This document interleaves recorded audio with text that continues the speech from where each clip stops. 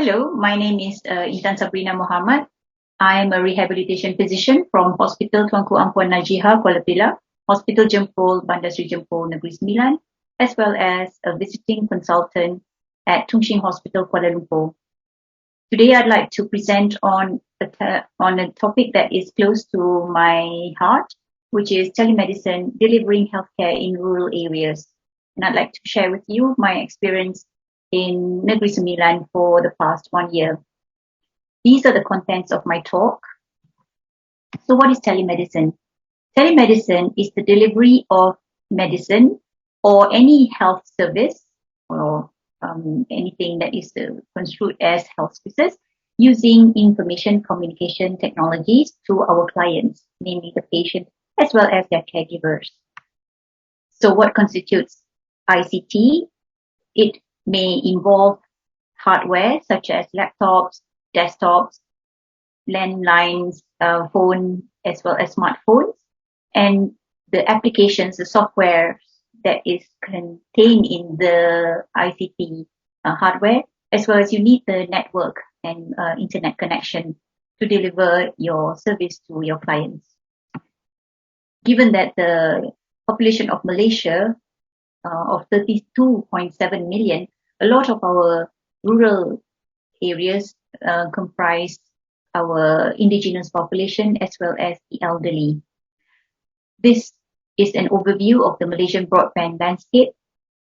The areas in orange shows the high economic impact areas, and the broadband penetration in the orange areas are very fast and good, as well as in the southern part, Johor Bahru, as well as the Klang Valley, in Kuala Lumpur, Shah Alam, Petaling Jaya, Subang Jaya, as well as Putrajaya.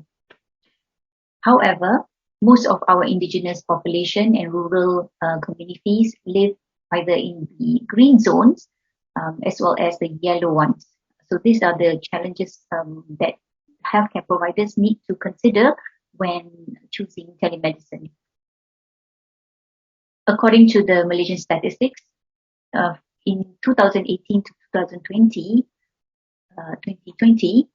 a lot of our Malaysians use computers and mobile phones. So the penetration of mobile phones throughout the last 4 years shows high internet as well as mobile phone penetration from 91.7% to 98.6%. And this shows the percentage of households with internet access by strata.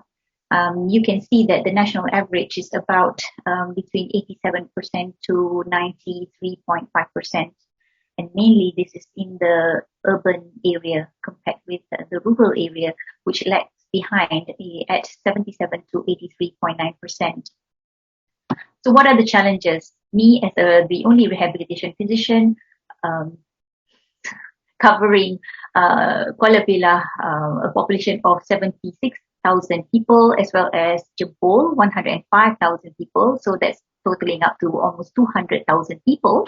How do we replicate Intan Sabrina to deliver rehabilitation, stroke care, and whatnot? So these are the challenges. I divided it into ICT challenges, privacy, as well as the outcome. So the challenges that we face in the ICT are the devices. So rural areas, usually the elderly couple, they live in the kampungs and they only have the Nokia phone, not even the smartphones. So either if they live with their children or grandchildren, so one device may be shared by maybe 2 to 5 people. Since the COVID-19 pandemic, a lot of school children have to conduct their learning at home, and it will be challenging for our rehabilitation team to provide care. It needs to be planned beforehand. We need to call them using the landline, text them, remind them because they forget their appointments even though the pre-contact phase we already said, okay, we're going to have a tele consultation tomorrow at 9 a.m. Okay, make sure that you are available and you don't go to the market, or you're bathing or praying. So they say, oh yeah, we'll be there at 9 o'clock. But being rural as well as lower socioeconomic group, they don't quite understand what is teleconsultation. So it takes a few goes for us to educate them and train them on what is teleconsultation, what is teletherapy, what is teleeducation, and the components of telemedicine. The connectivity also, a lot of times we would have to conduct our um, teleconsultation in the paddy fields, if they are in the paddy fields, or maybe they are in the veranda with a lot of motorbikes running. So you have to educate them. Okay, it needs to be in a quiet room. Your grandchildren need to be in a certain locked area of the house, not running around screaming, crying, and as well as the IT literacy, what button they need to press, especially if they don't have any Gmail account, so we cannot use Google Meet. So the hardware the software that we usually use and they are comfortable is the WhatsApp. If they know how to switch it to a video mode, that would be a bonus. As I mentioned before, since one device is shared by maybe more than 1 to 5 people, there's the privacy issue, especially confidentiality is quite challenging to observe. Areas like infections, sexual related issues, we cannot, we have to be mindful. So we have to go around it, right? Some of our patients also have a lot of language barriers. The pandemic has actually exposed us to pockets of communities who do not speak Bahasa Melayu or even English. They can't read or write. So we will have to employ at their advocates, such as their neighbors or the nearest clinic kesihatan, doctors or nurses. Sometimes the clinic desa nurses or the medical assistant have to come to go to their house and facilitate the teleconsultation. Outcome of the patients depend on their adherence, how compliant they are to your advice, as well as your home-based rehabilitation program. Sometimes we have to give them hard copies. Okay, you need to do this exercise, and in 1 week's time or 2 weeks' time, we're going to call you, and you need to show us how you're doing the exercises. So we also conduct education as well as teletherapy using the WhatsApp video or SMS. So the solutions that I mentioned before, mainly we use WhatsApp messaging, short messaging, as well as videos.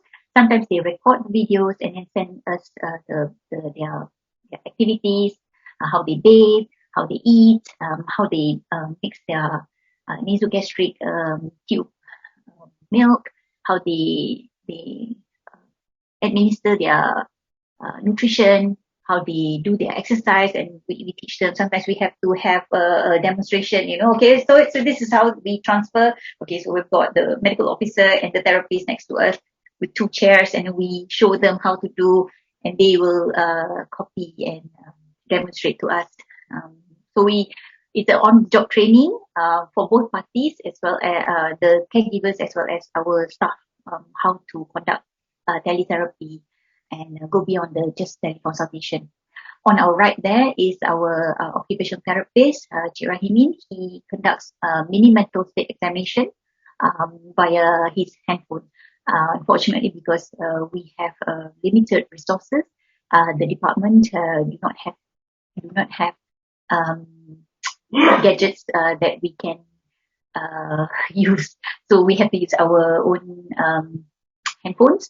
So all that is needed is a pen and a paper, and we teach them, okay, this is how you go. Okay, so show us, draw us pentagons. So we show them, okay, these are the pentagons, you need to copy. And they show us how they draw it, as well as the clock drawing. So tele-assessments can be conducted via telemedicine, such as mini-mental state examination, tele-modified Bartels index, how you teach them how to do some range of motion or transfer techniques.